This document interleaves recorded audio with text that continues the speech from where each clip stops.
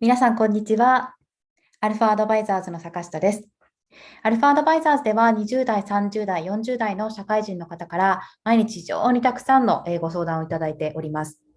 社会人だけではなくて、大学生、大学院生の就職活動とか、中学生、高校生、あるいはもっと年が、若い方の留学、もう今海外で学びたいという方が、本当に今中学生、高校生、日本の大学生でも海外の大学編入したいという人が非常に多いぐらい、海外で学びたいという方が多いんですけれど、そういった方の留学もサポートしています。で社会人の方は、やはりもうキャリアアップしたい。で、MBA とか海外の大学院に行って、さらにキャリアアップしたいとか、もうすでに日本ではなくて海外で働きたいという方も非常に多いです。あとは転職のご相談とかも多いんですけれど、今日はなんとですね、MBA の、シンガポールマネージメントユニバーシティですね、アジアでも最高峰の学校の一つですけれども、シンガポールマネージメントユニバーシティの、MBA のアドミッションの方が来てくれました。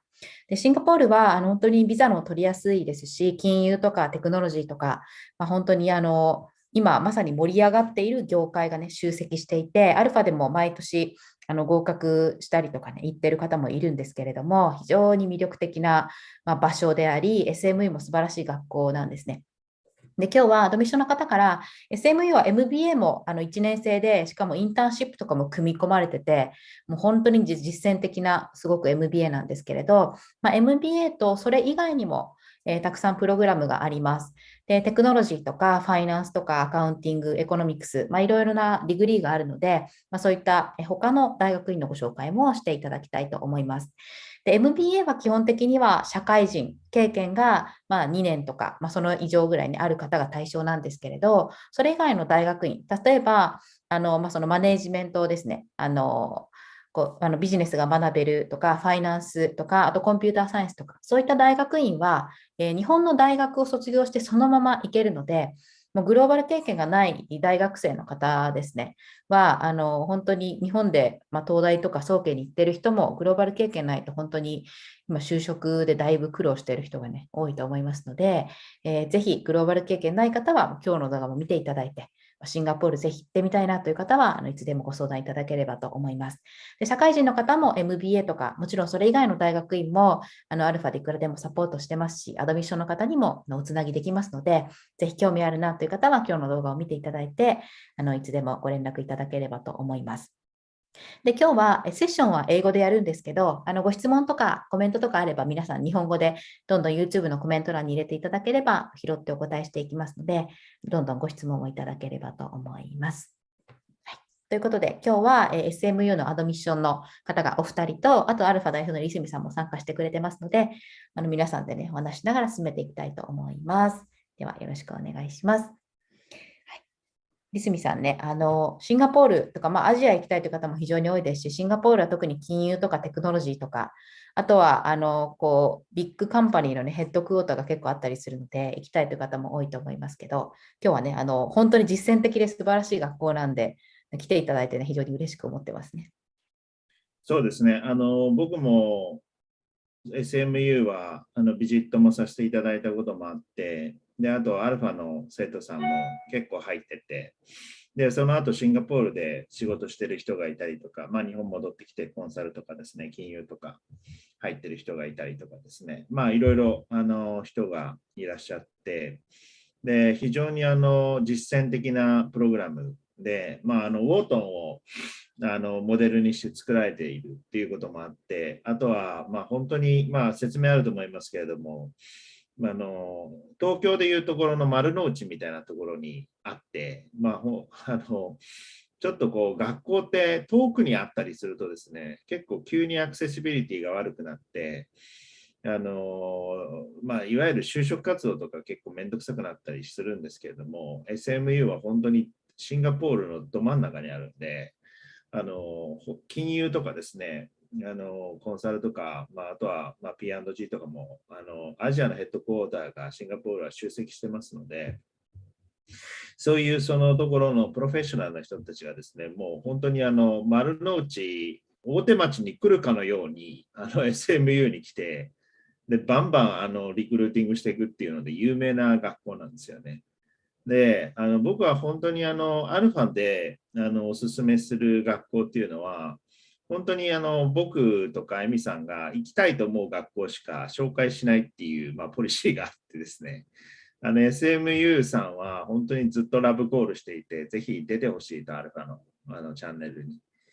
で、今日ようやく念願かなってですね、皆さんに紹介できるようになって、本当にいい学校です。本当にいい学校だし、実践的ですし、さっき社会人の方のみならず、そのグローバル経験があんまりない学生の方も行けるようなプログラムもあるので、ぜひトライしていただければと思います。ではね、まずはアドミッションの方からプレゼンテーションしていただきたいと思います。一応、英語でやっていただくんですけど、後でちょっと日本語でもフォローしますし、これからぜひ海外で学びたいという方は、英語どんな感じかなっていうので、聞きながらやっていただければと思います。はい、では、始めていきますね。So, please start your presentation. Thank you so much, Emmy and Toshi. And to our friends joining us today, welcome to this session where we will be helping you to explore your postgraduate options with SMU Masters. We'll be going through a few things today. Next slide, Chris. We'll talk a little bit about what a master's degree is. And then I'll be covering a little bit about Singapore, about Singapore Management University. And then we will talk a bit more about the types and different offerings of master's programs that we have. And after that, we'll be able to take some questions as well. Okay, so what is a master's degree? I think the big questions that we're going to be asking usually is who, what, when, why, and how. And for many of us, making a decision, these are the big questions that we will always ask. So let's start with what is a graduate degree or a master's degree, so to speak. A graduate degree is quite different from an undergraduate degree in a few ways. So as you can see, it's a lot more, when you do a master's program, it's different from your undergraduate program. Undergraduate programs are usually grouped under a larger area: engineering, arts, business, whereas a lot of postgraduate program or master's programs are more specialized in their fields. So you will see that many universities have a lot more specialized master's programs compared to the undergraduate ones. There's also more diverse demographics, meaning that the people joining your class would typically be of different ages, different nationalities, different working experience as well. It's also a lot more intensive. And what do you mean by that? Most of your undergraduate degree that you've been through usually takes 3 to 4 years to complete. A master's degree takes a much shorter time, usually about 1 to 2 years at most. And we'll talk a little bit more about the difference between the durations of the master's degree later. There's also more recognition and mobility. What this means that most of the time, the master's degree brings you places, meaning that many of you joining the session today might choose to work overseas, in other countries, in other professions, and a master's degree is one way to be able to let you do this. It's also more personal. Personal meaning that many a time when we are very young, 18, 19 years old, we get into our university to study something. We may not exactly have the interest in it. Maybe our friends, our family members think that engineering is a good course to go to, so we take that. But after you've graduated, you find that no, maybe I want to get into business. And a master's degree gives you that flexibility to be able to do something in your interest as well. And it also actually enables you to have a higher level of learning, which the next slide actually talks about. This is called the Bloom Taxonomy. It's a big word, but actually what this means is really, as the undergraduate student, you'll be focusing a lot on your time to remember what you've learned, to understand what you've learned, and to apply what has been taught to you. So the first 3 layers are typically taught at an undergraduate level. But when you move to a postgraduate level, you are then expected to analyze, breaking down information into component parts, to evaluate, to judge whether the value of the information given to you is true, is not, if it's significant, if it's not, and to a certain extent, to be able to create new knowledge as well, which is to combine parts to make it whole. So as you can see, a postgraduate education takes you at a much higher level of learning. Next. And so you know what a master's degree now is. A lot of people then ask, why should I take a graduate degree? And many reasons are available, but we just want to focus on these 4, which are very, very common with most people. A sense of accomplishment. I wanted to do this because I wanted to feel proud of my achievements. I wanted to feel that I'm, able to get on to a better life. Many also do that for their own personal growth, which means to say that I want to learn something new. I want to be able to do better in my work, to have better satisfaction, better achievement, and to grow myself. But the most of you, I believe here, would do it for career reasons, career aspirations. I want to get a promotion in my job. I want to get a better career. I want to switch, jobs or switch careers. I might not want to do engineering now. I might want to go into business or accounting, and a graduate degree will be able to help you to do that. And of course, I think last but not least, to build the skill sets, the capabilities, as well as the competencies, which actually, as I said, the master's degree will be able to help you to do. Next, please. And then we ask the question, when? When is the best time to do this? The answer is there isn't the best time. So as you can see from the slide here, there are 2 options. One is directly after you graduated from your bachelor's program, your undergraduate. And of course, the other option is to do it after you've been working for some time. What's the difference?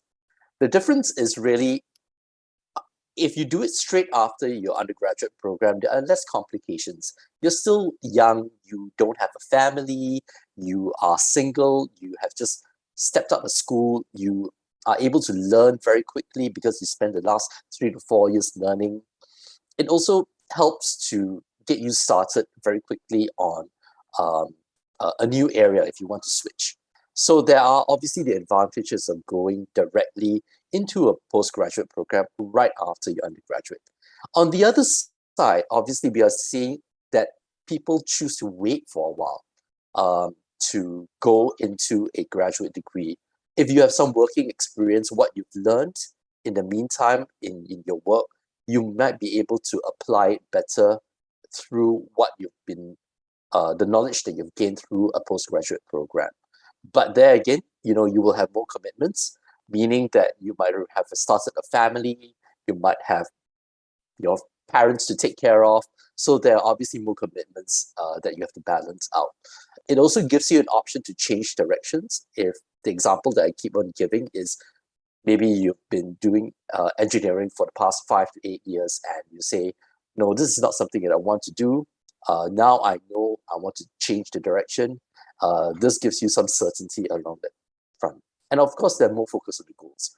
As you get older, you know what you want, what you don't want, you're more sure about this. So you need to weigh this, whether you want to do it right after or you want to be able to wait for some time.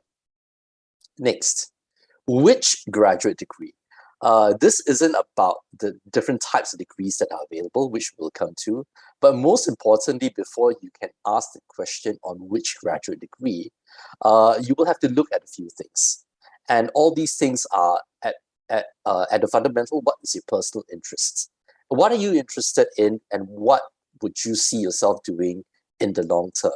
And also goals are important.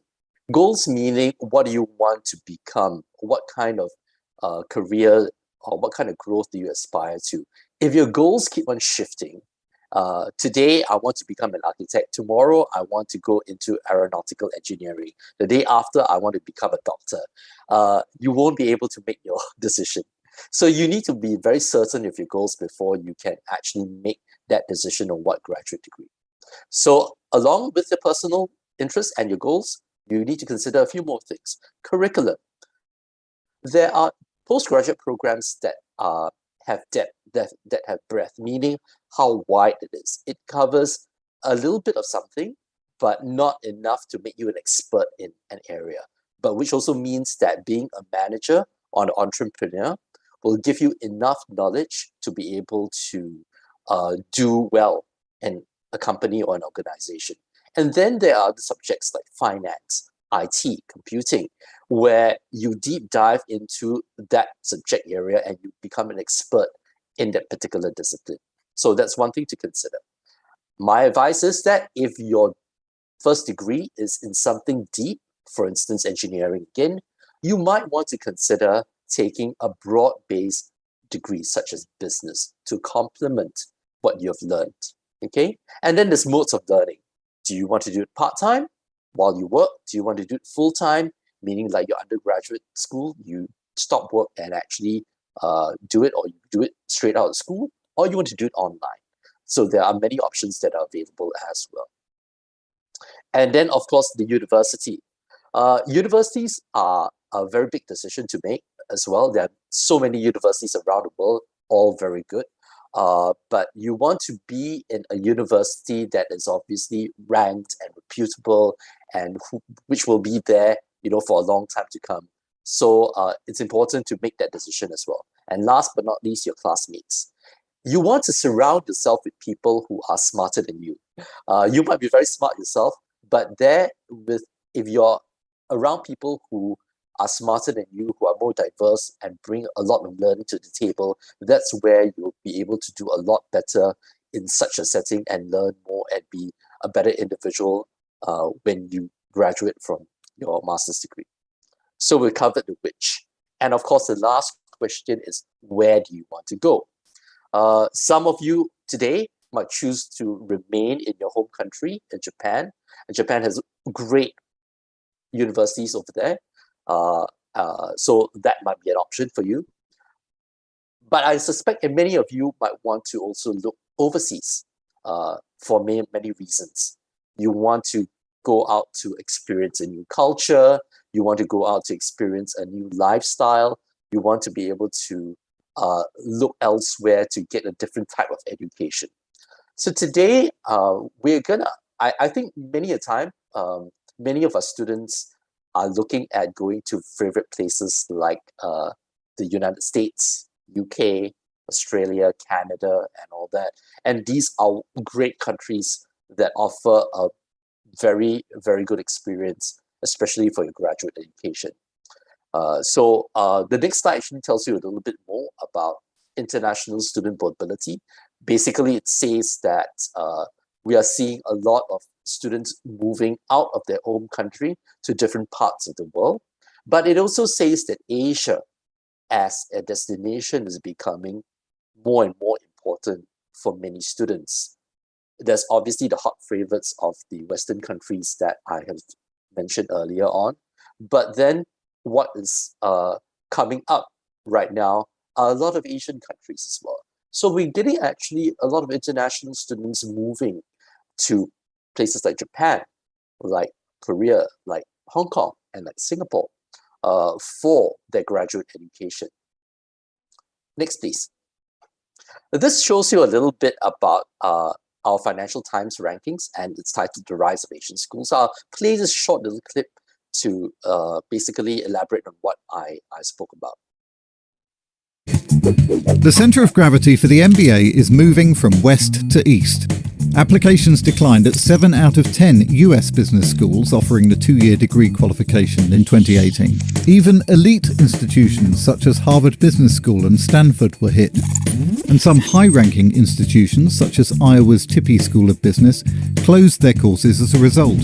The dominance of the MBA market by US business schools meant that the American losses cancelled out the growth in Asia and elsewhere. As a result, global application numbers were flat in 2018. But it could be said that the MBA market has been pausing to take breath before a new era of growth begins. The quality of their output is reflected in the Financial Times annual ranking of MBA courses worldwide. When the FT published its first MBA ranking in 1999, it included the top 50 programs worldwide, but no Asian schools. This year, there were 13, including 4 from China. As you can see over here, Asian schools have risen quite a bit. From a few decades ago, it was primarily around the US and the UK, but now you're seeing a lot of business schools actually rising in very much this part of the world as well. I want to talk a little bit about ASEAN. ASEAN is the Association of Southeast Asian Nations, of which Singapore is a member of. ASEAN if you look at ASEAN as a country, of course it's made up of many, many countries, it actually is a very important place to be. It can be the second in the world for FDI, third largest population, third in global mobile subscribers and internet users and all that. So ASEAN itself is actually a rather young nation put together, and the growth potential is there, obviously, with the next click, Chris. So as you can see, really, it's a very young population over here that we are looking at. The real GDP growth for ASEAN is really at about 5.3% versus the other parts of the world in Europe, in North America, that's only about 2.2%. So obviously that's also signals that the ASEAN economic growth is poised to actually do better in the future. So it's a place that you want to be if you want to be able to seize that opportunity to ride on that growth if you are looking for a job overseas. Okay. And then, so I talked a little bit about a master's degree, and now I am just going to talk more on Singapore. And I hope some of you have made it to our shores before. COVID has, hampered our travel restrictions. When you think of Singapore, what do you think of? So do you think of Crazy Rich Asians? Which is a movie that put Singapore on the world map? No, we are not that crazy, but what is more well known about Singapore is its shopping, its airports, food, a very strong, stable government, the education that we bring. It's also a very modern city, very much like Japan, Tokyo, and Osaka, and major cities in the country. We like to joke that we have 4 seasons. Unlike Japan, you have winter, summer, spring, and autumn. We have hot, hotter, wet, and wetter, and that's it. So it's a tropical island. We are also very cosmopolitan in the sense that we have many races, but we recognize our 4 official races, which are Chinese, Indian, Malay, as well as our other races. So it's a city where East meets West, and you get the best of both worlds. Singapore can be also considered an economic miracle, as shown by this chart over here. So what is meant by an economic miracle? When Singapore was first founded back in 1965, as you can see on the left side, our GDP growth was pretty much quite at the bottom, being a very young nation. But you fast forward that, I suppose 60 years down the road right now to where we are. And Singapore as a small country has actually surpassed many other nations in terms of its GDP growth. And one of the reasons that contributed to that is the quality of our education, which, as you said, is a predictable, powerful predictor of the wealth that the countries produce in the long run. That says that actually Singapore pays a lot of attention to how education is provided to its people over here. So for as an international student coming to Singapore, you can be rest assured that the education that you get from any university over here is going to be of the best quality. Singapore's a choice. This is what people say about us. Many, many things.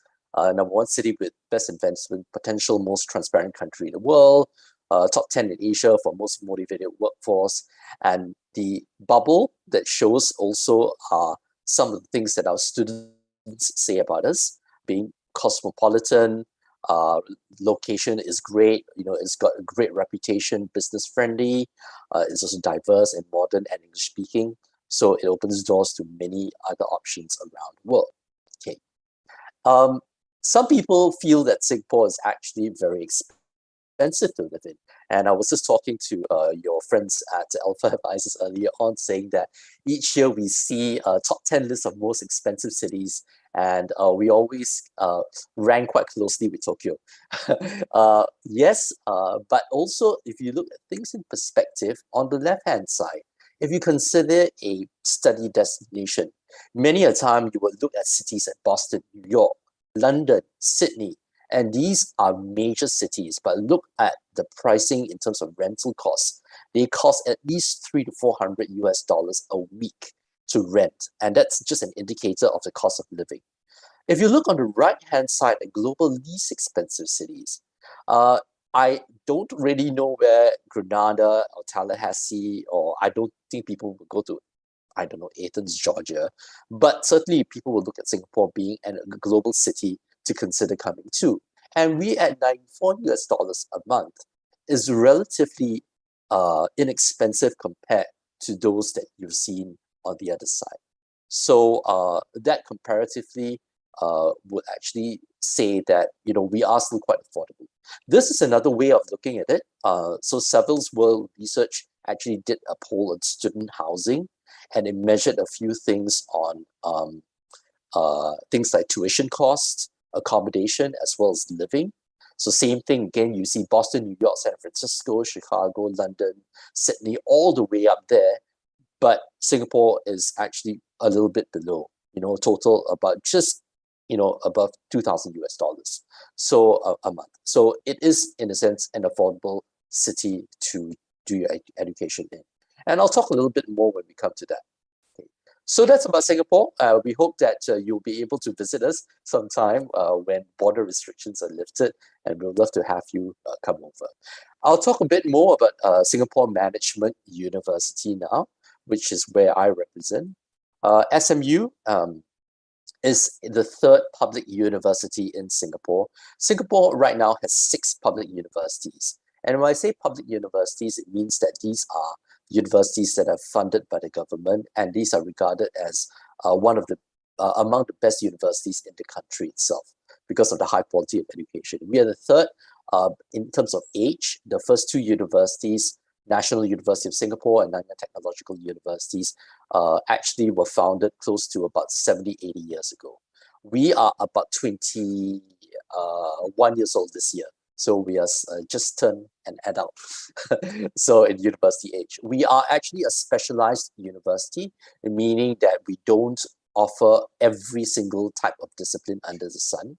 As you can see from this chart, we offer disciplines in business, accounting, economics, computing and information systems, social sciences, as well as law. If you're looking for a course in architecture or engineering or medicine, unfortunately, SMU does not offer that. We were established in year 2000, and really the whole idea about establishing SMU during that time was to offer a lot of practical learning for our graduates so that they are relevant to the jobs and the workforce when they graduate. Okay, so this is a bit of snapshot on who we are. We've got about 9,000 undergraduates and 2,500 postgraduate students, 388 full-time faculty. We've got about 10 undergraduate programs now, so this chart needs to be updated, as well as 19 postgraduate and 12 doctorate degrees. 39% of our faculty are international from over 26 different countries. Okay, so this is a snapshot of who we are. I'm going to talk a little bit now about some of the reasons why we hope that you will consider Singapore Management University for your master's degree. And here are 5 reasons that we want to give you. Global recognition, our interactive pedagogy, meaning the way we teach, innovative curriculum, what you would learn, which is practical and very real world, networking and career opportunities that we will be able to give you, as well as everything happening on our city campus. So let me talk a little bit about global recognition. I mentioned earlier when we were asking about what graduate degree to take, one of the things that's important is to look at the reputability and the credibility of the university. So the university here is actually ranked among the 11th among all specialist universities in the world. and the 8th best young university in the world. Rankings are a funny thing. When you look at rankings in things like QS and other bodies, you will not see Singapore Management University ranked all the way up there, simply because we are a specialized university in business management. Most of the other universities that are ranked very high is because they are a comprehensive university that offers many, many types of topics and subjects. So what's actually more important to look at in a graduate degree is the ranking of your program that you want to take. So for example, if you want to take an MBA program, look at where the MBA program is ranked among all the different options that you're considering. And that is a better reflection of how good that program is. The other thing about Singapore Management University is that we are Triple Crown accredited. What this is that if you walk into a hotel and you know it's a 5-star hotel, or if you walk to a restaurant, you see it's a 3-star Michelin restaurant, it indicates it's of superior quality, it's of high standard, it's the best among the best in the world.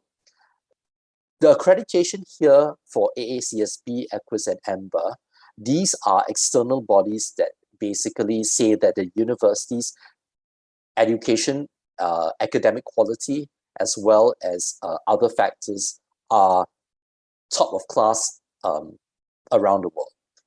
To put things in context, only 88 out of 13,670 schools around the worldwide have all these 3 accreditations. And we're very proud to say that SMU is one of them. And being a young university, it's no mean feat, being only 21 years old.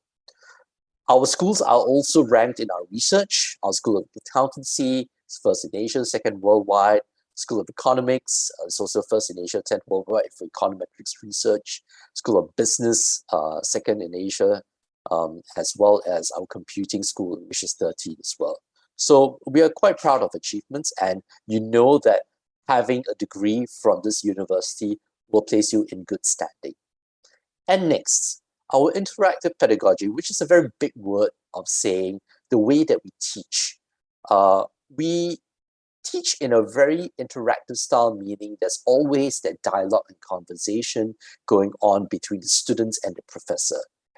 Much of the time in your undergraduate school, you would actually get a large lecture theater with 500-600 students and your lecturer teaching you. That's not the way we conduct our classes at the postgraduate level. So there's a lot more interaction because you have a small class size, and we also have all these wonderful distinguished faculty, 388 of them over 26 countries, many of them with very renowned qualifications from top universities around the world. And most of them, if not all, have very deep industry knowledge. So they're not just teaching you from knowledge and they haven't worked before. So someone that's going to be teaching you about investment banking will actually have been an investment banker before. Someone teaching you about accounting would have been an accountant before. And of course, coupled with the domain knowledge as an academic, they bring you the best of all worlds. Next, we talk about an innovative curriculum, which is another word of saying what you learn today is going to be very practical and that you can use once you graduate in your job. I talked a little bit earlier about the different rankings. So some of our programs here are ranked, not all. Our wealth management program is ranked first in Asia, third worldwide. Applied finance program is ranked 5th in Asia, 40th worldwide. Executive MBA, 14th in Asia, 22nd worldwide, and MBA program 10th in Asia.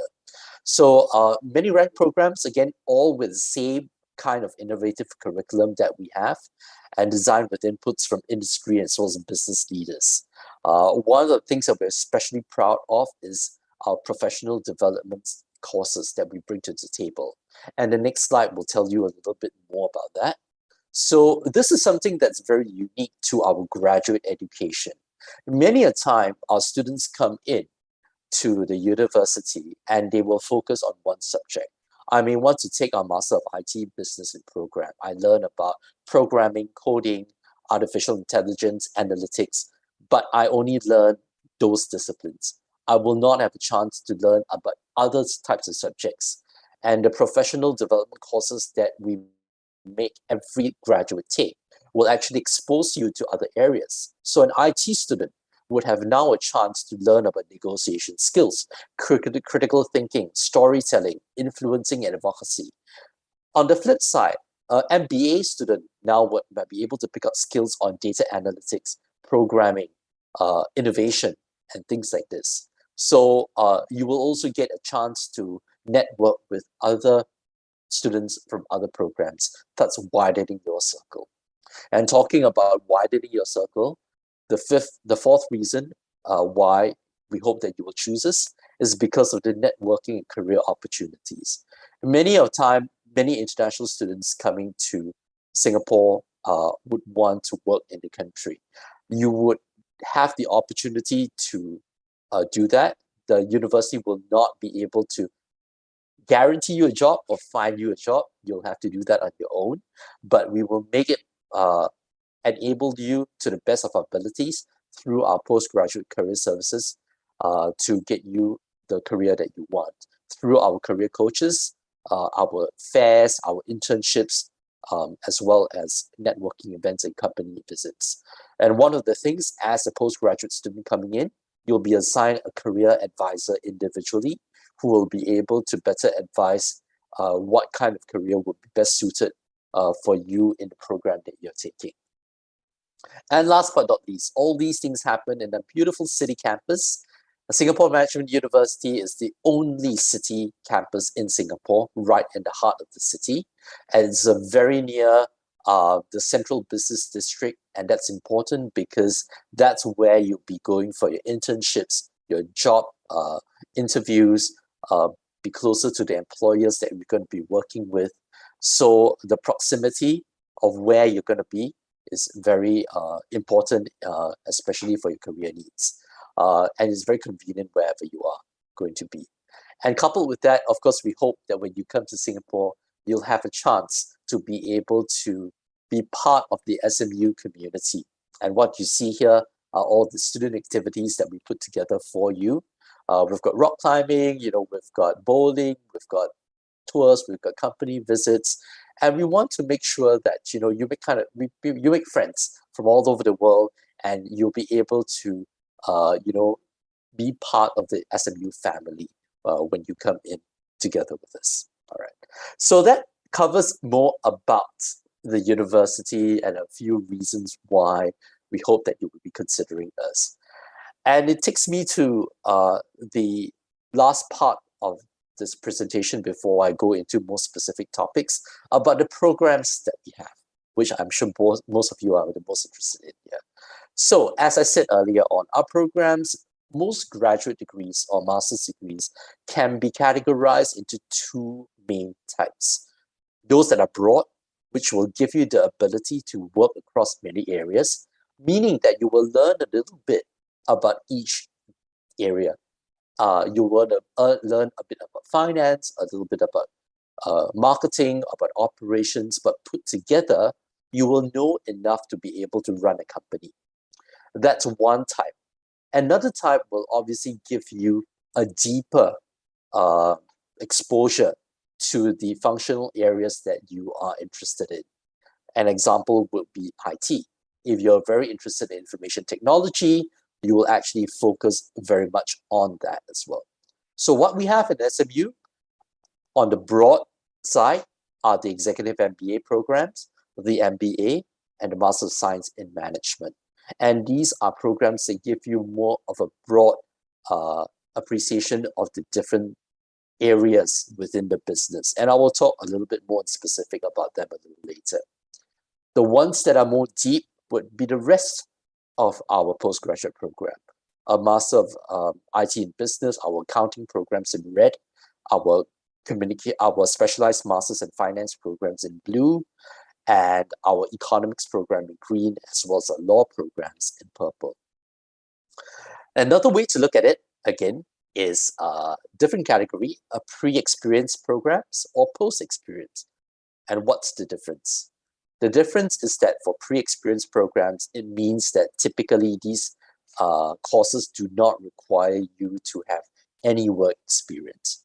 Or you've been working less than 2 years.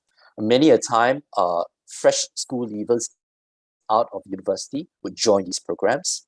On the other side, the post-experience programs tend to be for those that actually have been working for a while, and they bring that experience with them. So the way it's taught, what you've learned is a little different from the pre-experience side. And of course, we've got these other programs that are on the post-experience realm. So the next slide will be more of an elaboration on the different types of programs that we have. I will summarize each because we want to also focus on, I think, what many of you are signed up for today to learn a little bit more about the MBA as well as a Master of Science in Management, which I will talk about. The pre-experience programs, we have a total of about 8 with us right now. We've got a Master of Science in Management, which I will cover, so I won't say too much about it. We have the Master of Science in Applied Finance and Quant Finance.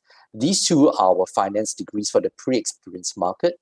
The MAF, as we call it, basically empowers you to be a specialist in the finance industry across many portfolios, specifically in the financial services area.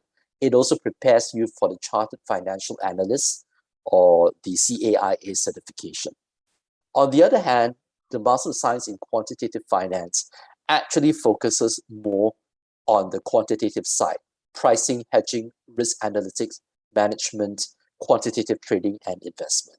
So as you can see, the two are slightly different in the coverage. Moving down, we have a Master of IT in Business, which is our flagship IT program. You are able to specialize in 4 different tracks in this: analytics, financial technology, artificial intelligence, as well as digital transformation. So these are the 4 tracks that you can actually choose to focus on. Moving to the other side, we have the MPA and MSA, the Master of Professional Accounting and the Master of Science Accounting. Again, these are the 2 accounting programs we have. The difference between the 2 is the MPA tends to be for someone with no background in accounting. So I might have an engineering background, but I want to be an accountant and get a qualification in accounting. The MBA provides that. It also actually provides the opportunity for you to get a certified public accountant or chartered accountant status in the industry. The MSA is a little different. It's mainly for those already in the accounting industry wanting to utilize data science more for their domain in accounting. So we're talking about things like forensics accounting and using data to make big business as well as accounting decisions. And last but not least, under our pre-ex programs would be our economics programs. Our MSB programs, the Master of Science in Economics, actually focuses on 2 different tracks that we have: economics, applied economics or econometrics, and quantitative economics track. Okay, and of course we've got MSFE, which focuses more on the financial economics. Then there are the post-experience ones, which we have a total of 7 over here. Executive MBA, which actually may not be very applicable to many of you today, because this is more suited for someone about 10-15 years worth of experience, but it does actually take you around the world in terms of the different residencies in your program. MBA, I will talk more about that, so I won't cover that too much here, which is one of our most popular programs in SMU. And of course, the Wealth Management Program, which is our Master of Science in Wealth Management. This will be a 3rd finance program, which is more focused on those wanting to become wealth managers or those looking to actually have a career in central banks. Then we move on to the other side, where we call these specialized masters. The reason why they're called that is because each of these programs, MI, MCM, or MHCL, focuses on innovation, communications management, or human capital leadership. So it really deep dives into each of these areas if you have a specific interest to develop your knowledge and your skill sets in this area. Okay, and last but not least, our law program, which is a Master of Law program, is meant for someone who is already basic law qualification, but who wants to be able to focus on cross-border and financial law. Right. So who are we looking for? We're looking for someone with a good undergraduate degree. Doesn't matter from where, which university you come from, which country you come from. As long as a good undergraduate degree is there, that's a basic requirement. We also look for English language proficiencies. If your first degree is not taught in English, we will require TOEFL or IELTS. Again, the scoring will be different for different programs. So we can talk about that a little bit more later. We do require the GMAT, the GRE, or the SMU admissions test as a requirement into our programs as well, because most of the programs have a business or management slant to it. Other than that, there will be an interview if you're shortlisted. We will require references from people that you've worked with or your professors. And for certain programs, there is a requirement for working experience, as I said earlier on. With our post-ex programs, there is. For pre-ex programs, there aren't. Okay. And how do you get ready? For many of you here today, if English is not your first language, my advice is that practice. The more you practice, the more you get familiar with the language, the easier it is for you with any language. Keep in mind that that would be a major requirement, especially when you are going to be in a country that's foreign to you and taking up a postgraduate program at a higher level of learning in another language. So language is actually, for English, a very important criteria over here. Secondly, prepare for the admissions test. When you take the GMAT or the GRE or our own SMU admissions test, don't just go in and think that you will do well. You really have to prepare for that in advance. There's self-study, online resources, prep courses, many other resources around for you to get familiar with it. And of course, prepare for the interviews. Know what you want, know your strengths and your weaknesses, and know how you can contribute, because these are the questions that the admissions committee will ask you if you're shortlisted. And of course, do your research into why you want the program, what you hope to get out of it, or what kind of jobs do you want to end up with that degree. You must be able to be very clear about it, because that will show up during your interview. Okay? How much? On the average, our tuition fee is about 50,000 Singapore dollars. So if you kind of convert it to, I suppose, US dollars, it might be about 35,000. So it might give you a bit of a gauge how much is that in Japanese yen. Again, this is just an average. Our executive MBA program is a lot more expensive at 116,000. There are some of the programs that are about 42,000. So it varies. We do have scholarships available. They are available, but also very competitive. They are limited and by program as well. Much of the time, the scholarship will cover up to about 30% of the tuition fee. So typically, it won't go beyond about 15 to 20,000 Singapore dollars for the scholarship programs that we have. Living expenses, again, depends on the lifestyle here. Singapore is not a cheap city to live in Southeast Asia compared to our neighbors in places like Vietnam and Philippines and Indonesia, but it can still be affordable. On the average, it's about 1,000 to 2,000 Singapore dollars a month, which includes your rental, includes your food, your living expenses, and everything. So obviously, if you're going to be taking a taxi wherever you want to go, and eating out every single day, you will need a lot more than that. If you were to share an apartment that's a little bit away from the city and maybe cook sometimes on your own, I think with this budget, you're able to get by quite easily. All right? Okay. I'm going to cover in the next probably 5 to 8 minutes or so a little bit more about our MBA program and a Master of Science in Management program. So let me talk a bit about the MBA first. So our MBA is really a flagship management program, SMU being a management university. And here are some highlights of our MBA program that we bring to you. The emphasis is really on the digital economy. So there'll be pre-study modules on data science, and you'll be taking university core module on digital transformation, and a wide range of other types of analytics courses would be available to you. The MBA program is also very flexible. You can choose to finish it in as short as 10 months or as long as 15 months. so you can customize your learning accordingly. It also actually for full-time has a internship built into the program. So which means for our full-time students coming to Singapore to study at the MBA program, you will be working and studying at the same time with a paid internship.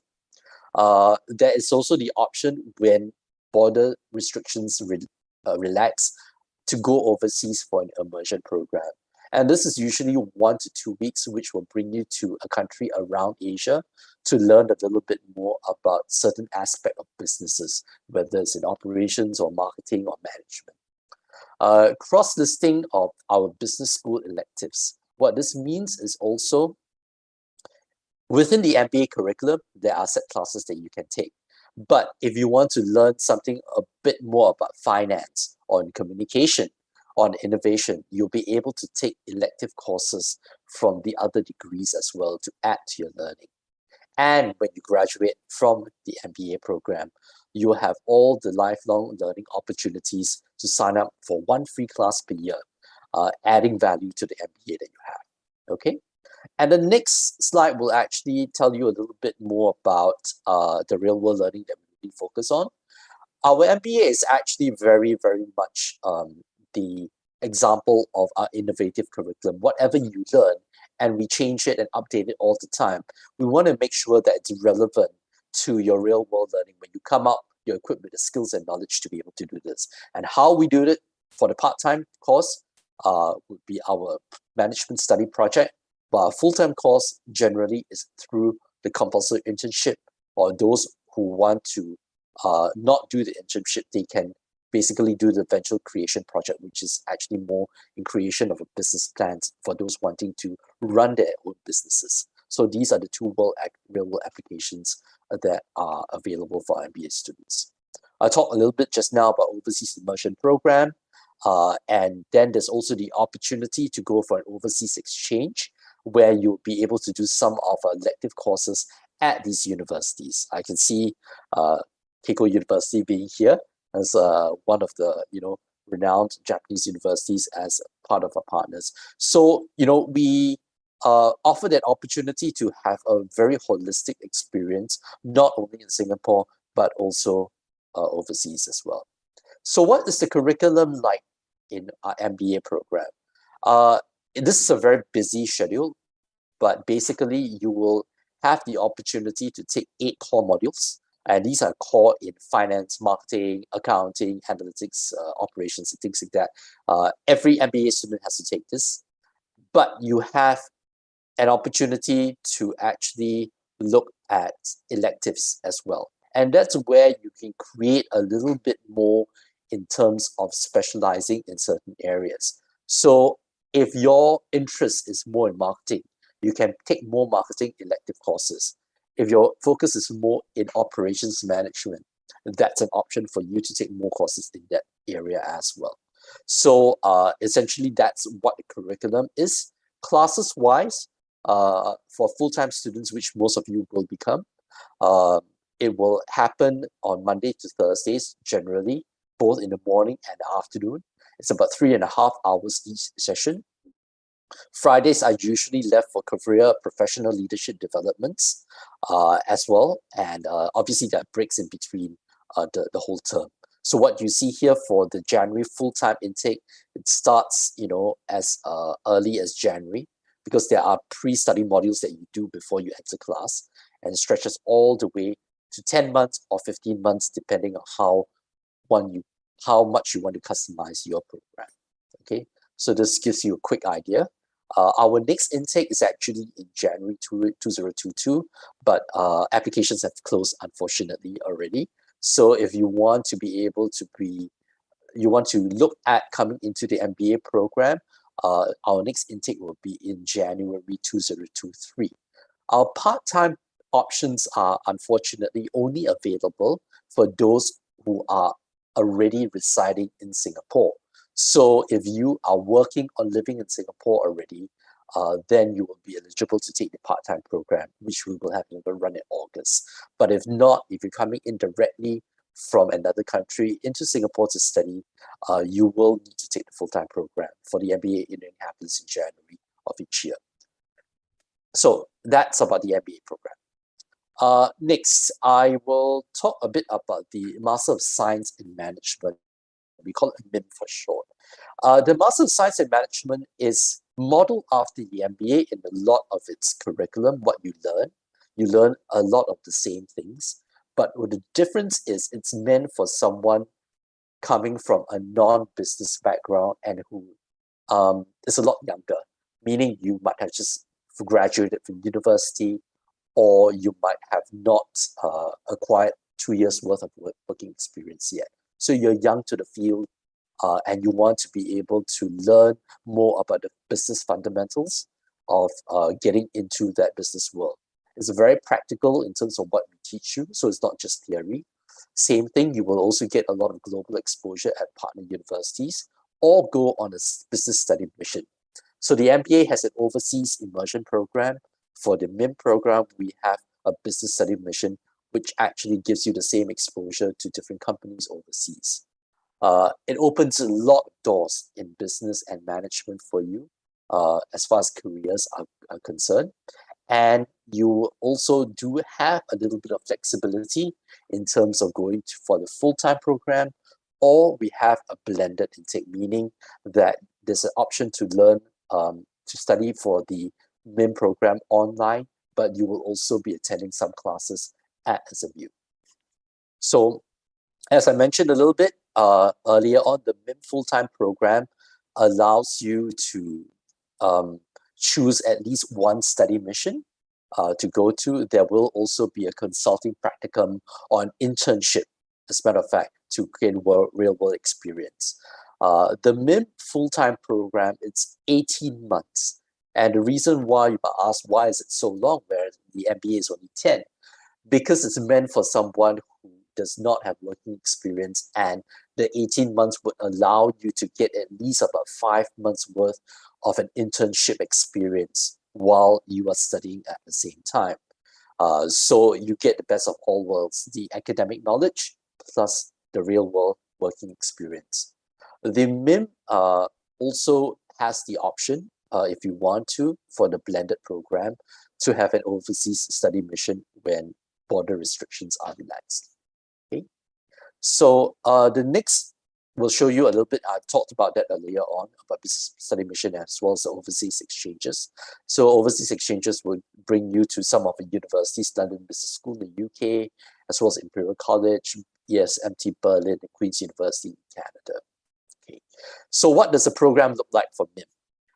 Again, there are 2 intakes, so this is a bit more flexible for those wanting to come into the program. It's only available in full-time and blended. There's no part-time program. So the January intake has closed again, unfortunately. So those of you looking at the August intake, my advice is do try to apply earlier than later, so that your chances of getting it are going to be higher. What the calendar shows you is that the MIM program allows you to take 8 core modules, as you can see here, and as well as 8 electives. Now, the electives, same thing, like the MBA program, allows you to specialize in 4 different areas: operations, marketing, finance, or sustainability. So as you can see, the structure is very much similar to the MBA program. Obviously, there'll be your immersion and your business study missions as well as an internship component that's built in. So this gives you a bit of more understanding how the programs is. The difference between the MIM and the MBA program obviously lies in the way it's being taught. Many a time, the MBA programs will focus more on peer-to-peer learning, meaning that a lot of the learning will come from one another because most of the people have a lot of experience. The MIM program, it's a little bit more straightforward in the sense that a lot of the learning and practical experience will come mainly from the university. Okay, what do we have here? Oh, okay, this is the blended program. For those of you that might be interested in, as I said, you will have the opportunity to learn online in some of the terms, as you can see with the computer screen.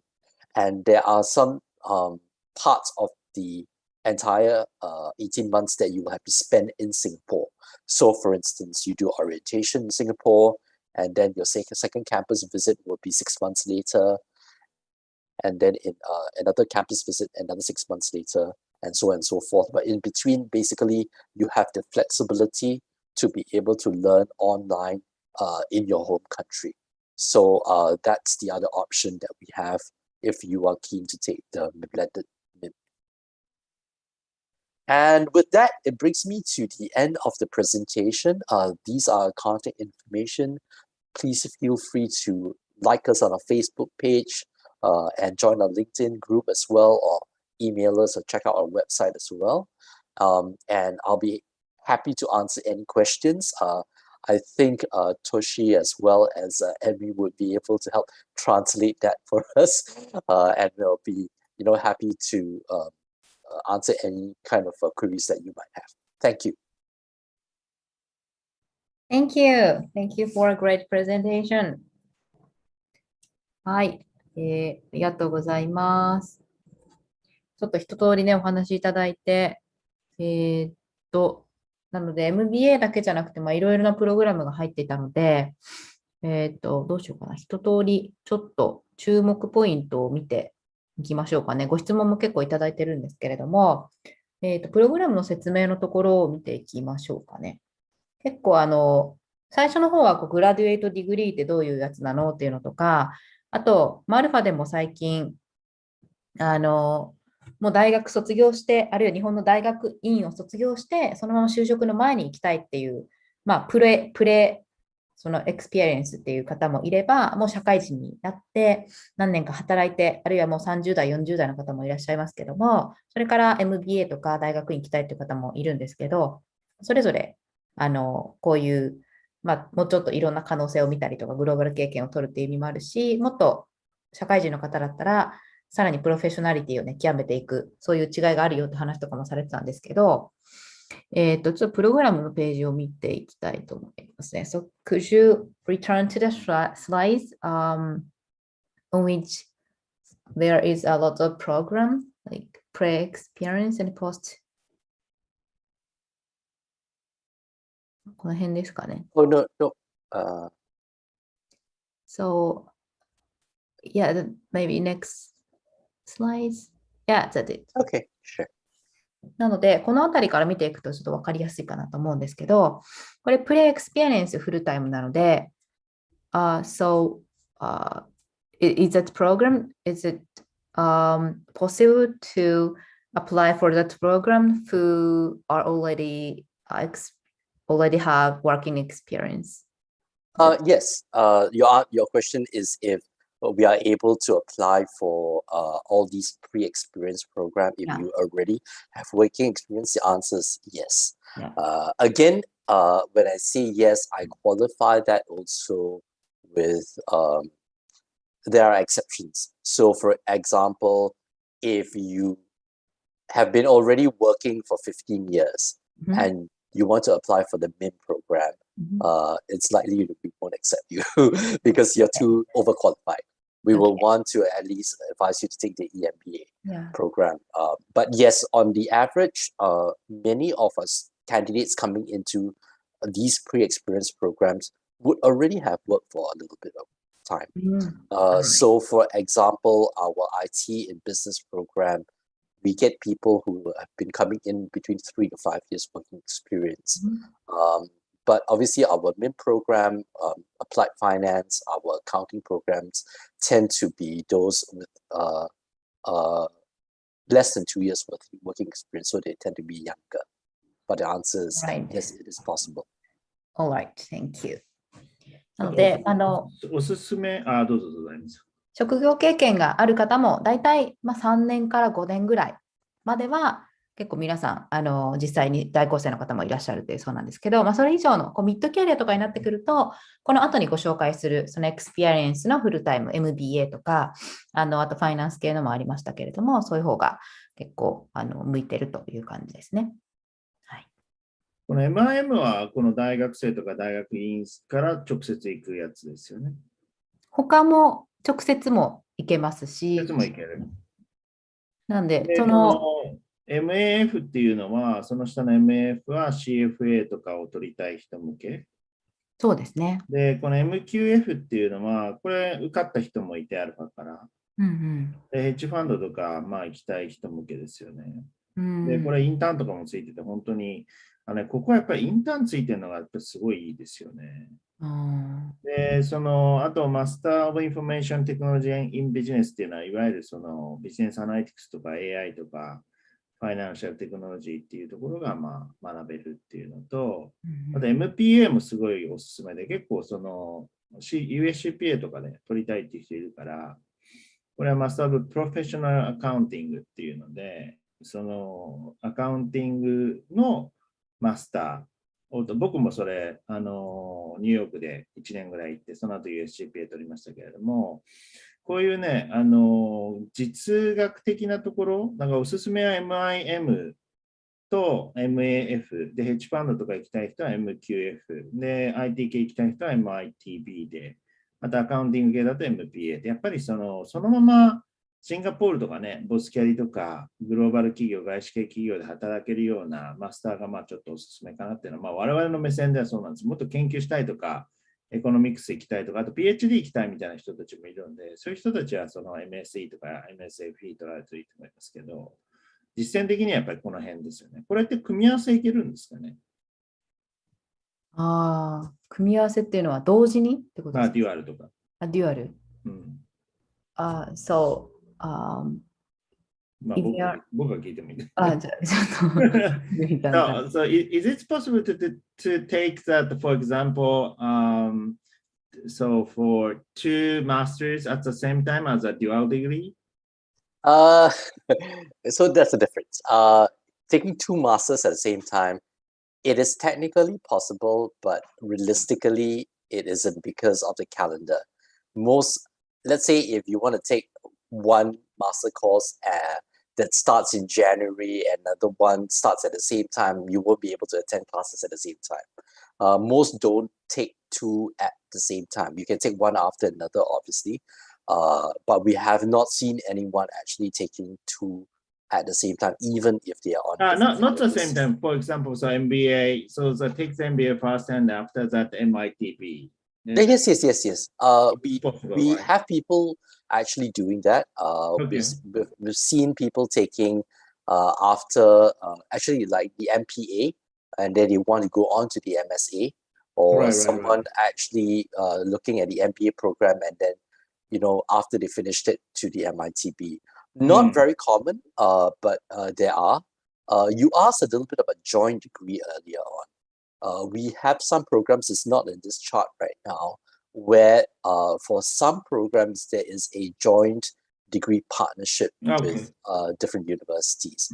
So for example, we have a global Master of Finance dual degree with Washington University. It's essentially a Master of Science in Applied Finance. But with the GMF, we call it Global Master of Finance degree, you will get an MAF degree from SMU, and you will get a Master of Finance degree from Washington University when you graduate. So it's 2 master's degree at the same time. The other example would be a Master of Laws degree. We have an option for you to take a dual LLM, meaning that you spend some time taking the LLM in Singapore, and you graduate with that. And then you also spend some time with Queen's Mary University, and you graduate with an LLM from there as well. So these examples of a joint degree whereby at the end, there will be 2 master's degree that you will graduate with. Not very common. We do have it for about, I believe, about 3 to 4 of our programs right now. But not with the MBA yet. Thank you. Okay. Sure. Thank you. では、ちょっと次のポストディグリーの方を見ていきましょうかね。So please, next slide, please. Then next experience full time. Yeah, post experience full time. なので、で基本的には社会人の方ですね。EMBA とか MBA、あと、マスター・イン・ウェルス・マネジメントっていうのがありますね。あとは、マスター。ウェルスマネジメントはすごいシンガポールでね、職が多いんですよね。要はその金持ち多いじゃない、移住して。はい。なんか皆さんも金持ちになったらシンガポール行くと思うんですけど。それね、さっきアジアでナンバーワンのこの。アジアナンバーワンだし、これね、そのままやっぱりMBA もそうだし、そのウェルスマネジメントで仕事取れるんで、興味ある人は結構いると思うんですよね。いいですね。日本だとまあ UBS とかね、そこら辺しかないんですけど、それは大体 MBA 行った人が行くキャリアになってたりするんですけど、こういうのがあるってやっぱりこうシンガポールならではですよね。アセットマネジメントみたいな感じ。わざわざね、アセットマネジメントっていうか、ウェルスマネジメントなんで、要はその富裕層向けのウェルスマネジメントなんですよね。だからほら、ウェルスナビの柴山さんとかさ、はい。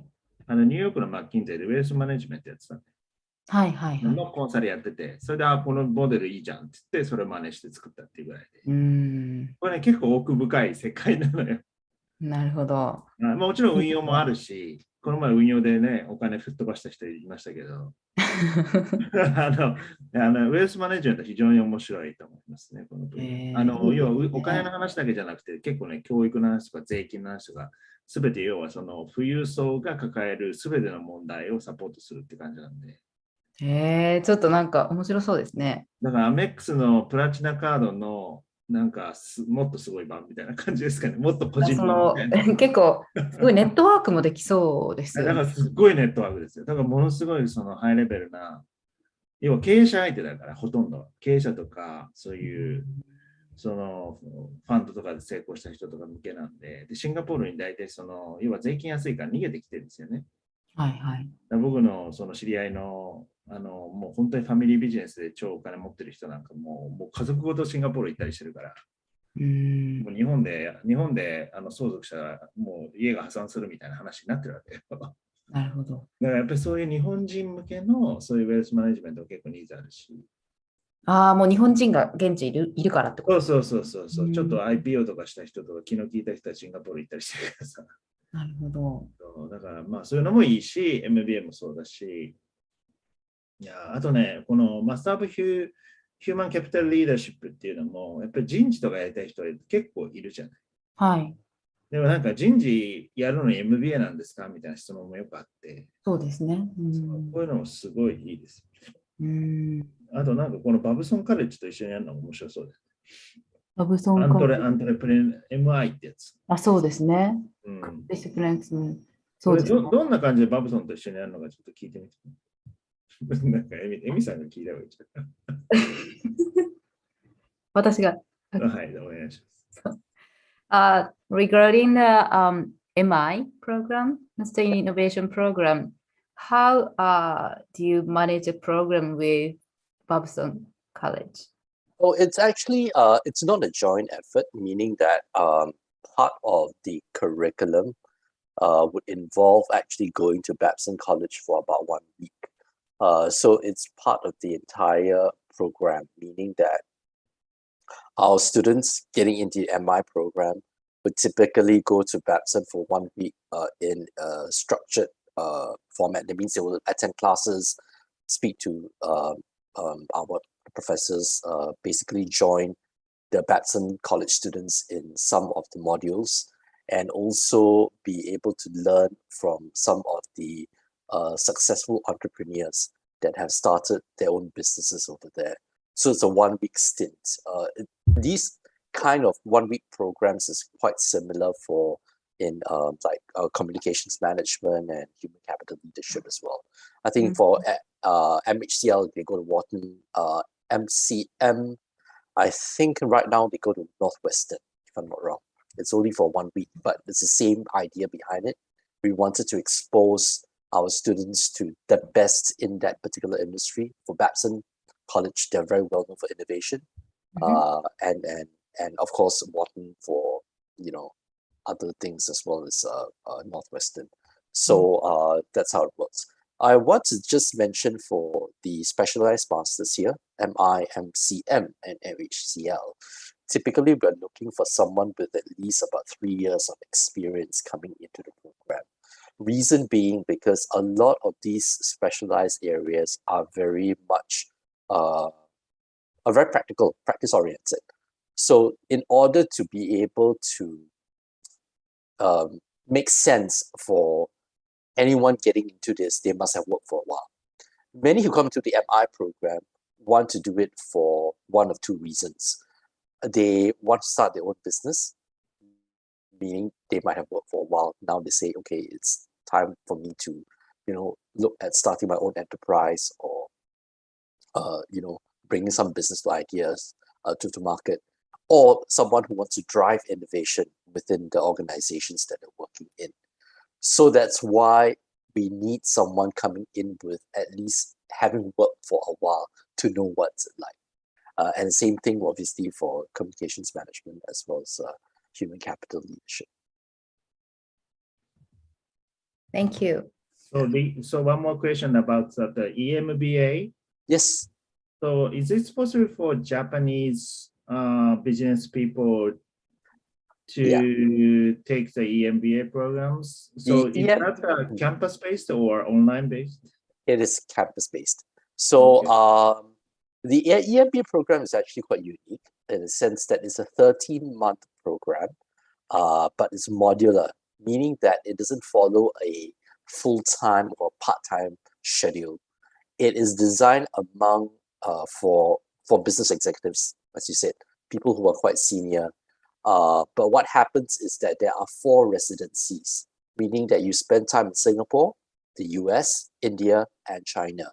At each residency, it'll be at a world-renowned university. SMU, obviously for Singapore, I'm not sure, I can't remember the schools for India, China, and US right now, because there's been a bit of a change lately. So you will actually be spending about 2.5 weeks in each country, taking specific modules. So you might start with, I don't know, strategic management in Singapore, going to the US to learn about operations management, India and marketing or something like that. So it will cover the spectrum of a lot of MBA subjects that you would learn, but it will be covered within the countries itself. So a lot of people don't need to take extended leave or be away from the organizations for too long. It's always in about 2.5 week block. But within 13 months, you'll be able to finish the entire program. Okay, thank you. Yeah, sure. なので、2週間半、アメリカとかインドとか中国とかに行って、授業を受けたりするっていう感じなんですね。はい。で、さっきのそのマスターイノベーションは、バブソンに行くのは1週間とか結構短い期間なんですけど、まだ実際にアントレプレーナーの起業家の方とかが来て授業をやってくれたりとか、非常に実践的な風なプログラムになっているということですね。はい。では、あとはちょっと MBA とかのカリキュラムのところだけ最後に見ていきましょうかね。So could you move on to the slides of MBA curriculum? はい。これが MBA のやつですね。これ MBA ですかね。はい。結構ね、入住さん、これすごいなと思って、このプレスタディモジュールっていうのが、本当に金融とテクノロジーの、ベーシックファイナンス、ファイナンシャルアカウンティング、クオンティタティブメソッドと、あとデータサイエンスがこのプレのところに Python と R っていうのが当然のように入ってる、入ってるんですね。はい。なので、なんかすごいやっぱり実践的っていうのが、しかもアルファがいつも言ってる金融とテクノロジーが入ってるので。インターンシップとかもあるし。そうですね。すごいね。で、1年、基本的に MBA はだから1年半ぐらいですかね。そうですね。なんかプレスタディっていうのがその7月から始まるので、ただ MBA の入学自体は 1月なので、1月からね。1年間って感じですかね。だから、タームエクスチェンジをしなければ、1年で終わる。1年間。そうです。エクスチェンジ。どっからどこまでよっていうのはあるけど。そうですね。うんはい、1年間でさっき言ったその 10週間のインターンがついてて、で、かなり実践的っていうのは、1年間で卒業できるっていうのは、特にミッドキャリアの方とかはいいですよね。あとはシンガポールでそのまま働きたいとかね、やっぱり、あとさっき言ったデュアルディグリーとかね、本当にいいですよね、これね。やっぱりシンガポールとか香港がどっちかベットしたいっていう人多いんで、アルファに来る人も。超実践的で、僕が見る限りはやっぱりシンガポールで一番就職率がいい学校なんで。ああ、なるほど。例えばインシャードとかもいいんですけど、やっぱりなんか、ヨーロッパインシンガポールなんですよね。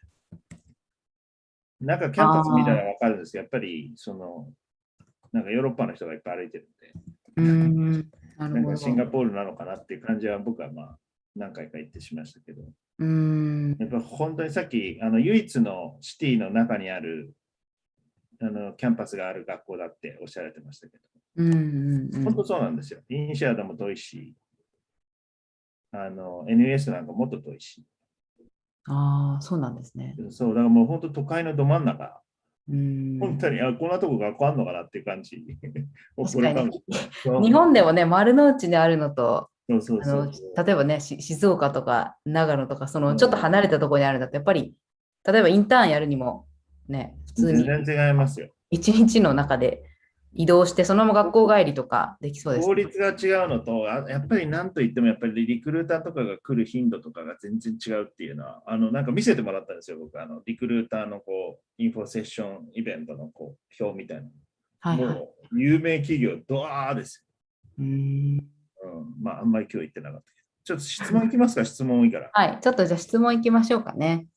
たくさん質問いただいているので。So we'll move on to the QA session.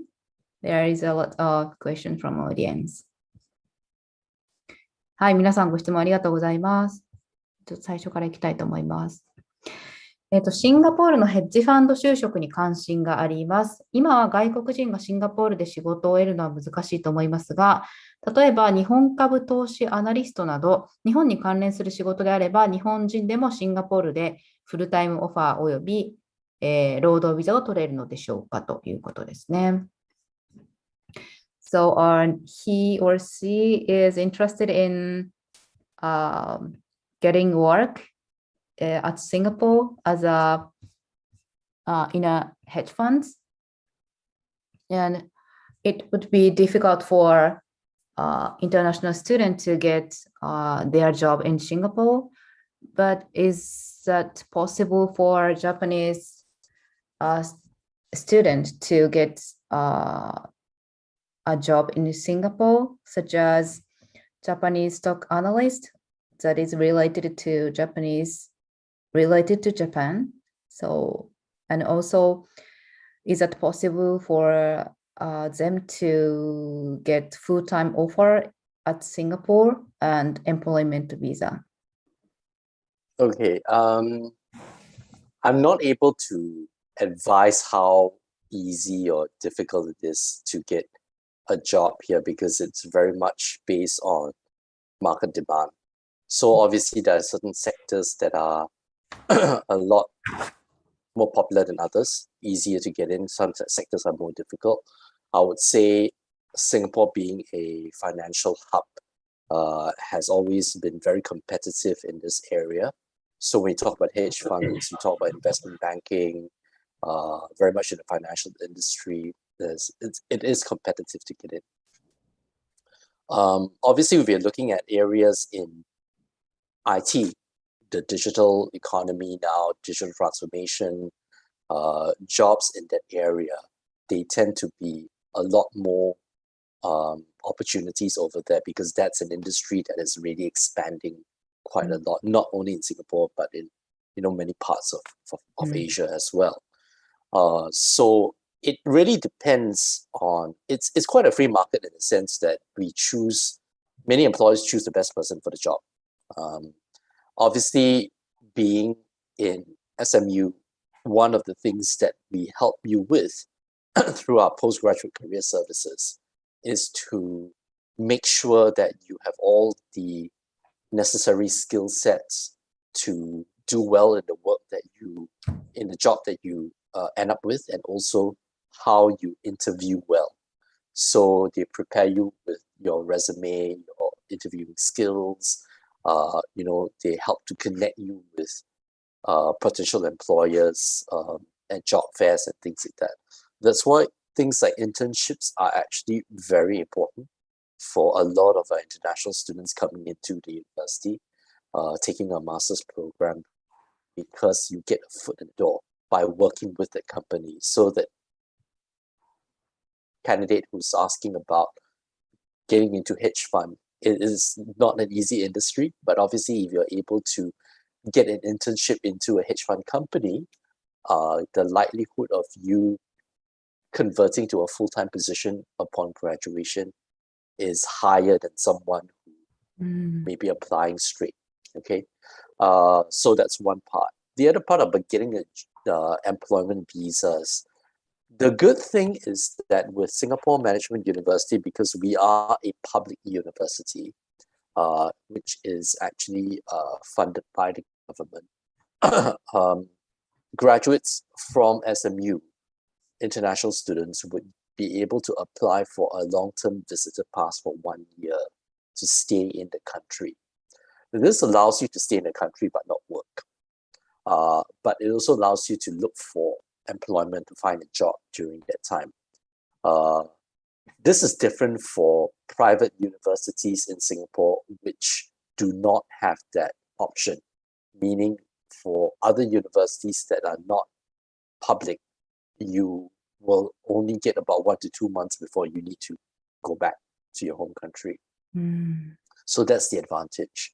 So what happens is that within that 1 year, if you're able to find a job, the employer would then apply for a visa for you.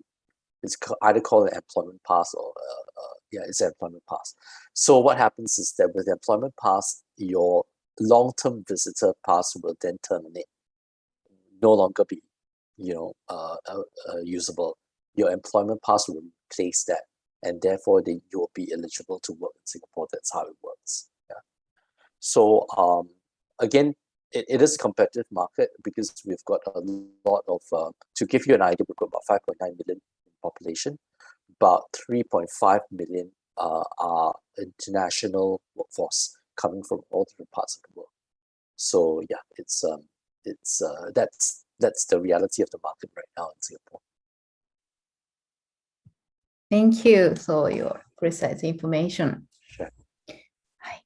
なので、ちょっとシンガポールで就職するのが難しいとか簡単っていうことは一概に言えないんですけれども、十分に就職の機会はあって、で結構ジェネラルな話としては、ヘッジファンドとかインベストメントバンキングとかもありますし、あとは特に IT とか DX とかの分野は、シンガポールに限らず、アルファでもね、よく言っている通り、今特に人を欲している分野なので、そういう分野はかなりマーケットのニーズがあるので、結構、就職も比較的しやすいんじゃないかっていう話でしたかね。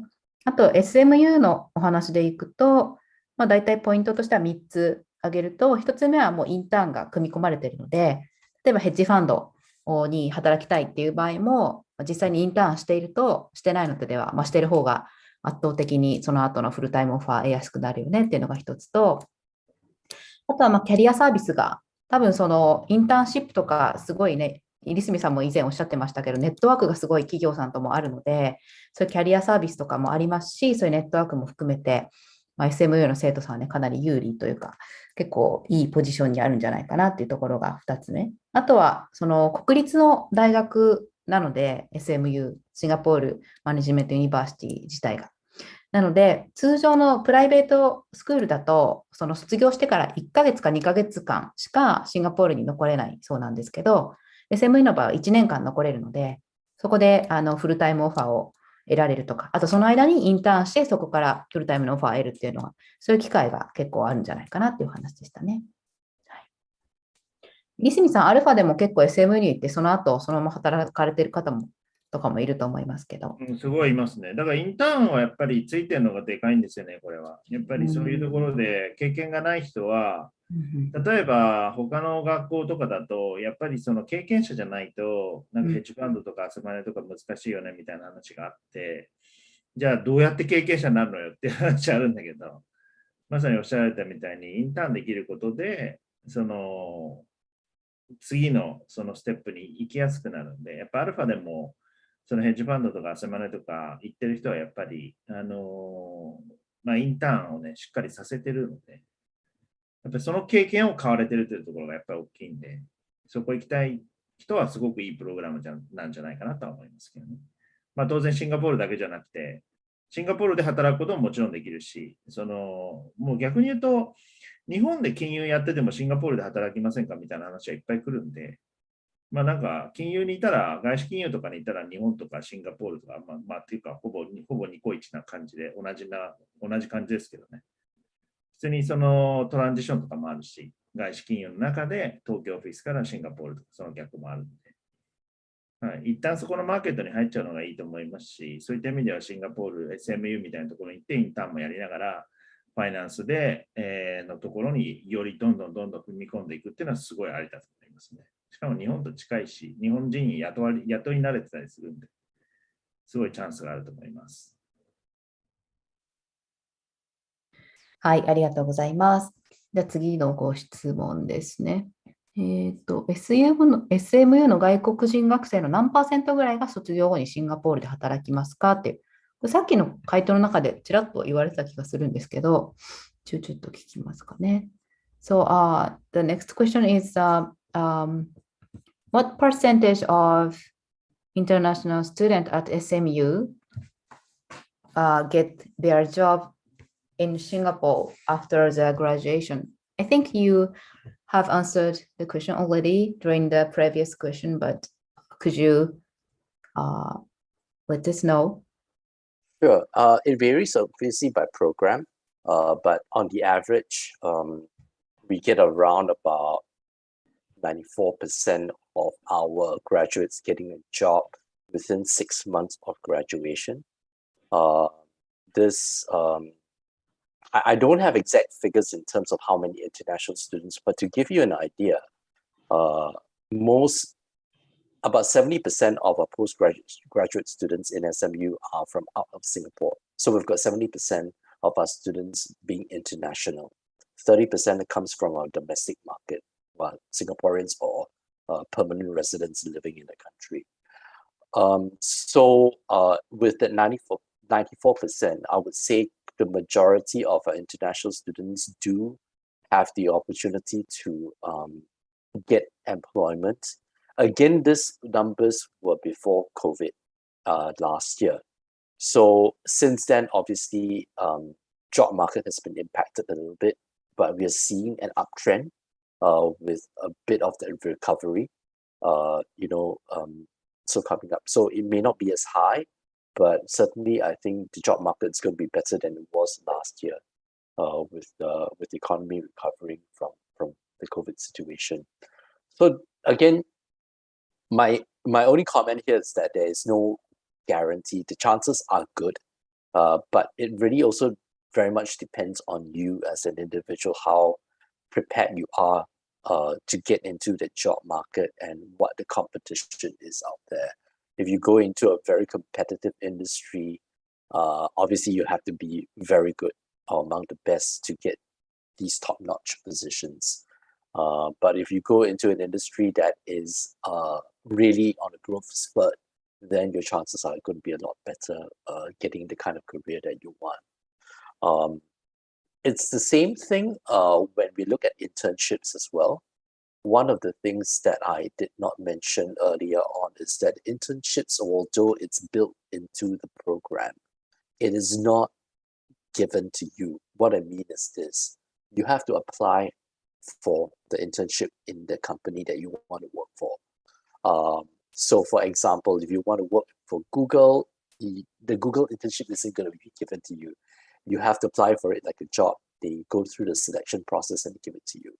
But many a time, I would say close to 98% of our students would end up with an internship during that program. It may not be exactly the company that they want to go to, but most of the time it will be in the industry that they're looking at. So it may not be Google, but it will be in a technology company.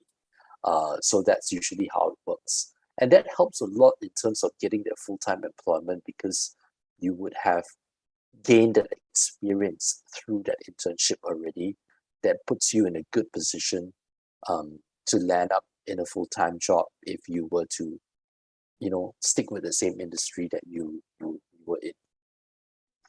Sorry, that was a long answer. Okay, thank you.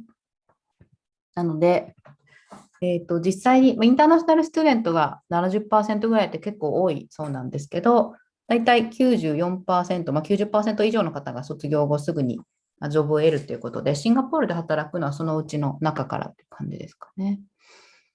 はい。では次のご質問いきたいと思います。金融経験はありませんが、アセットマネジメントへ転向したい場合、マスター・オブ・ファイナンス、MBA、どちらが適切でしょうか？ So, he or she wants to change their career to asset management, but he or she doesn't have any experience in finance.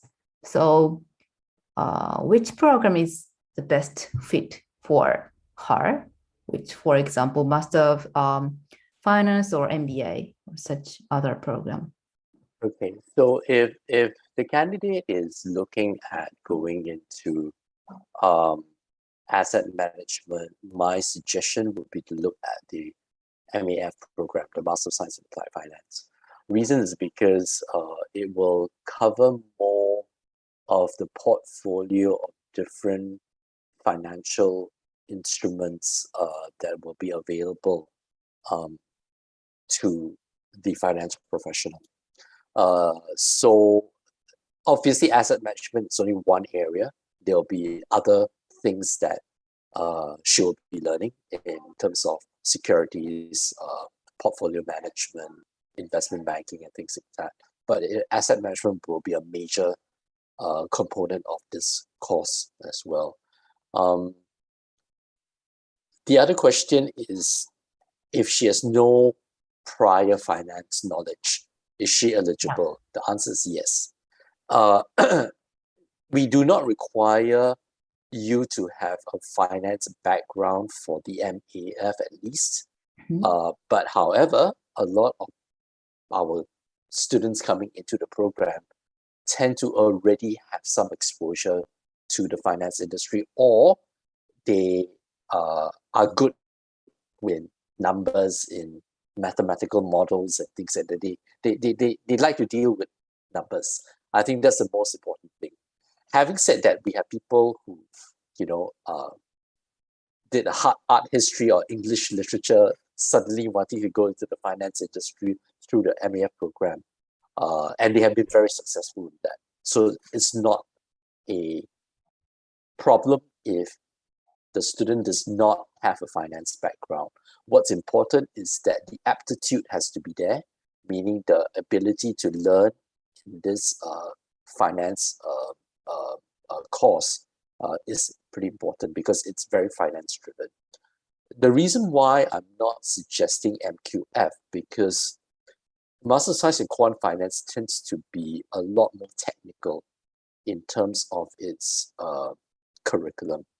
So you're learning about hedging, pricing, mathematical models, financial models, risk analysis, which doesn't seem to quite fit into the candidate's need for going into an area like asset management, which is more of a front-facing role.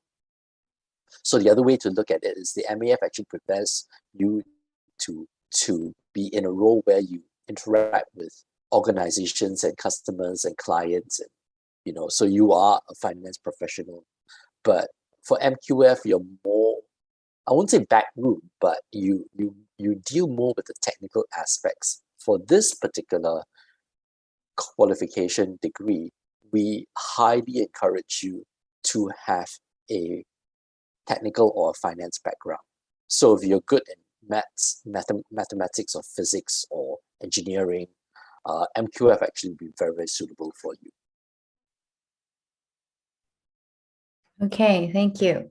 Sure. で、アセットマネジメントに行きたい方は、この MAF っていうマスターインアプライドファイナンスっていうのが一番適しているということですね。で、その MQF っていうマスターインクオンティタティブファイナンスっていうのだともうちょっとこうテクニカル寄りになって、リスクアナリシスとかモデリングとか、そういう風になっちゃうので、こうどっちかというとアセットマネジメントっていう、人と会って話したりとか、そういったソフトスキル的なところとかも、磨く必要もありますし、で、ファイナンスのベースが学べるっていうので、この MAF というのがいいんじゃないかということですね。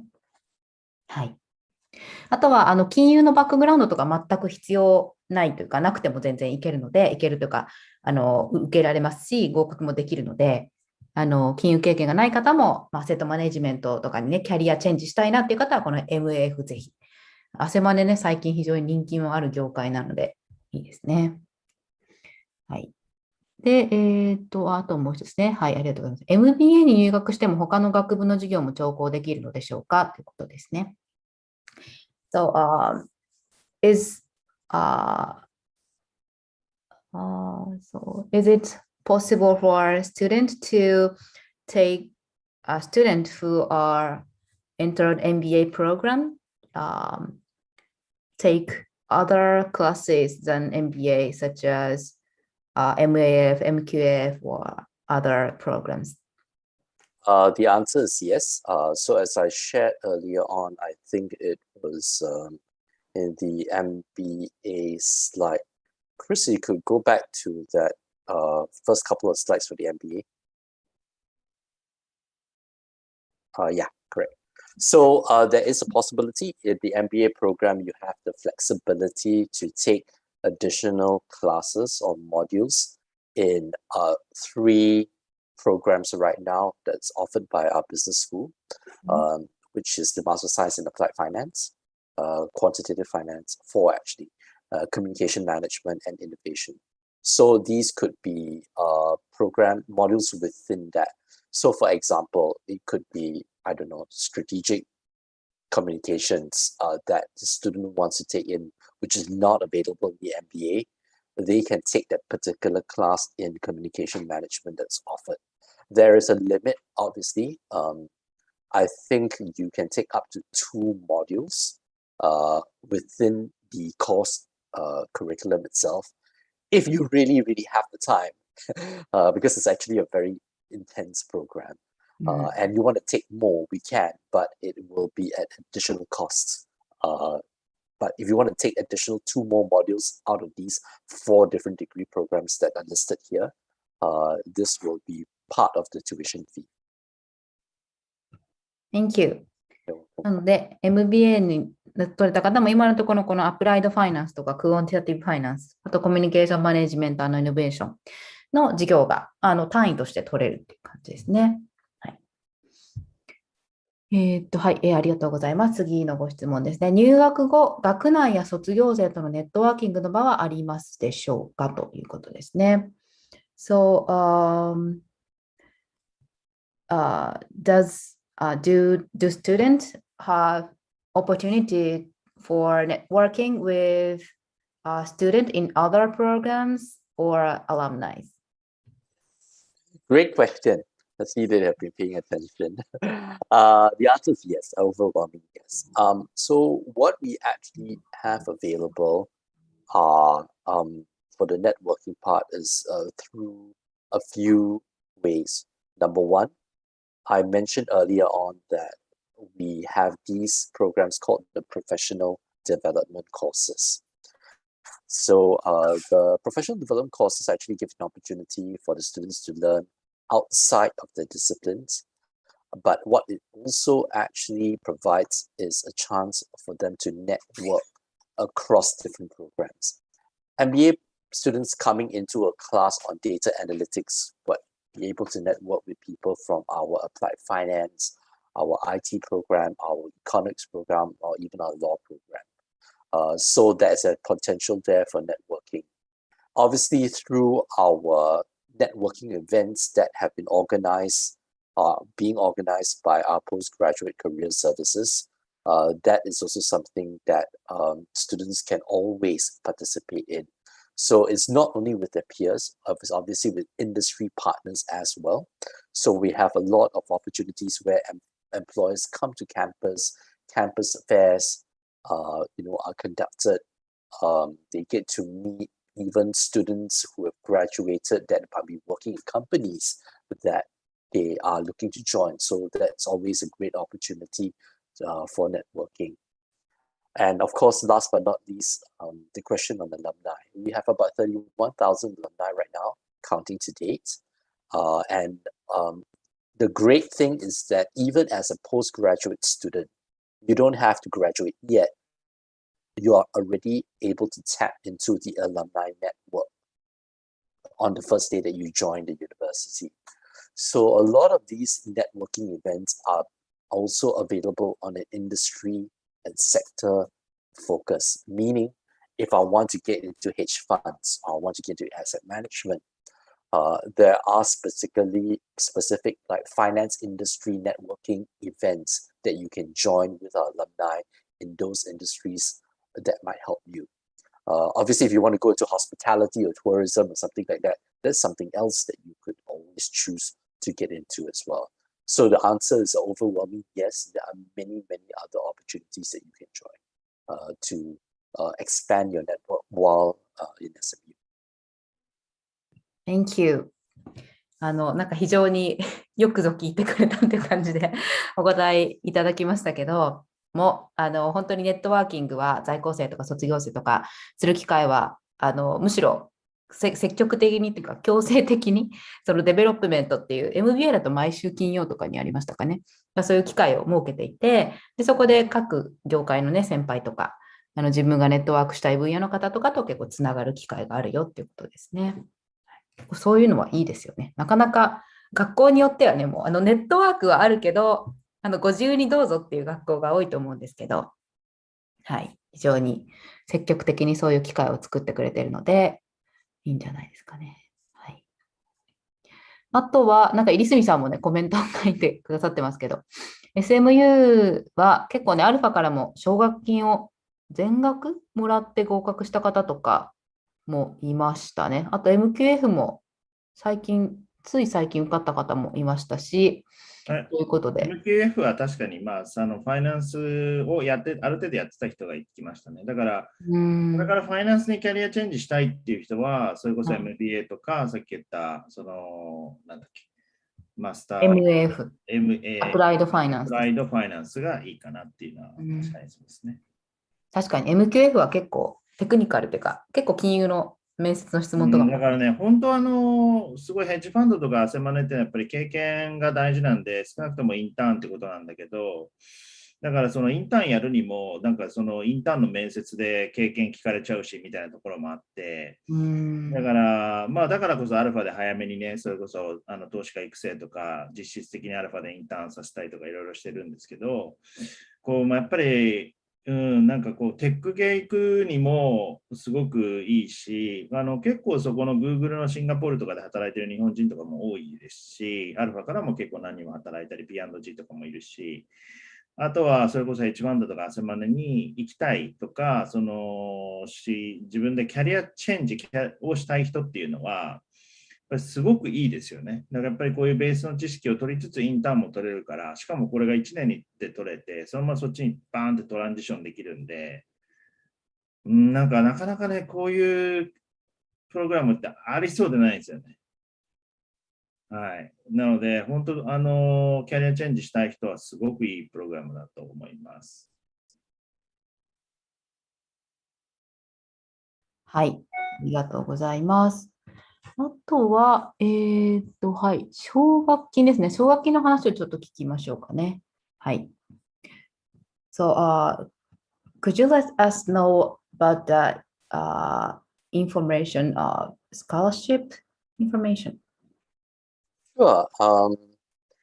A bit difficult to tell you because scholarships are mainly more by program level. I mean, we do have a few university-wide scholarships but these are not many. So it really depends on the program that you want to apply for. So for example, the MBA program offers a variety of scholarships in different areas. It could be academic excellence. Maybe you did very well in university or your GMAT scores very high. Then you can qualify for that kind of scholarship. Or for that matter, we have also scholarships for women in business. So I guess among all of us, only Emmy qualifies for it because she wants to get into MBA. Or it could be community impact, meaning that you've actually been very active in the community and the scholarship recognizes those. So different programs will have different types of scholarships available for different segments. So it's difficult to say what's really available. But what we can tell you is that typically the amount that the scholarship covers is about 30% of the tuition fee. It rarely exceeds around about 15,000 Singapore dollars. There are some scholarships that are available to certain nationalities, and that's because of sponsors and donors coming in. So for example, our MITB scholarship, some of them would actually be available only to Vietnamese students coming into the program. Whereas our, I think, another program in, can't remember which one it was, but it's only available to our Filipino students coming in. So these are, again, very program-specific type of scholarships that are available, but they only cover tuition fee and they don't cover living expenses and other things like that. Thank you. なので、プログラムによって結構違うっていうことなんですけど、実際にアルファでもらってる方とかもいるのでね、また聞いていただければと思います。はい。あとはインターンシップはね、実際にアプライをしていくっていう話なので、インターンシップは就活のような選考プロセスがあるのでしょうかっていうことなんですけど、さっきちょっとインターンシップのところで触れられてたんですけど、もうなんか、このインターンシップがあるよって与えられるっていうよりは、自分たちでその応募自体はするっていうことですね。で、学校がいっぱいネットワーク持ってるので、そういう企業にアプライしていくって感じかなと思います。はい。では、皆さんたくさんご質問ありがとうございました。今日最後にちょっとデッドラインがね、いろんなプログラムがあるので、デッドラインそれぞれのプログラムによって違うんですけど、デッドラインだけちょっと確認していきたいと思いますね。So, could you share the key dates for key deadline for each program, mainly MBA and MAF? And sure. I think maybe what I'll do is also ask Chris to type into the chat, or maybe we can share the website link where they can get more details about their program intakes. Yeah. But I can share with you right now for the MBA program. Typically, we've got a full-time and a part-time. So I guess for our Japanese audience here today, there'll be a full-time program, which will start in January each year. So there's only one intake in January. Typically, the applications will close by October. Again, the full-time program can be completed in as short as 10 months, up to 15 months. So that's for the MBA program. For the MIM program, there are two intakes, January as well as August. For January intake, applications close in October of the year. And for the August intake, applications close in May of that year. Again, the MIM program is a full-time 18-month course with an internship included. The Master of Science in Applied Finance, there's only one intake, which is in August. There's full-time and part-time available, but obviously for our Japanese audience here today, it will be just the full-time. Applications will need to be in for May to start in August. It's a 12-month program with an internship component built in as well. And our Master of Science in Quantitative Finance, it's same as the MAF, August intake, applications close in May, full-time 12 months. Yeah. Okay. Thank you. So its application would be rolling basis? Applications will be on a rolling basis for most of our business programs. Yes, you are correct.